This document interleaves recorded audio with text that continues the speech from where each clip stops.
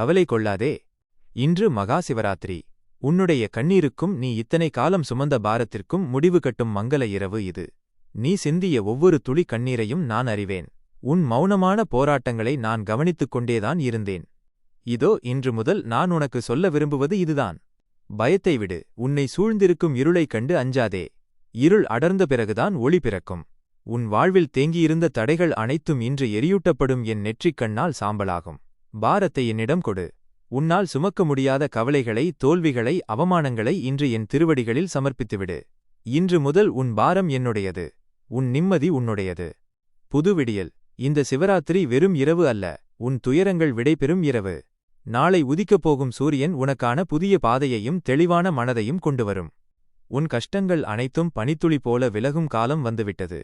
நான் உன்னோடு இருக்கிறேன். என் அருட்காற்று எப்போதும் உன்னைச் சூழ்ந்திருக்கும். எதற்கும் கலங்காதே. நீ தனி ஆள் அல்ல. நான் உனக்குள் இருக்கிறேன்.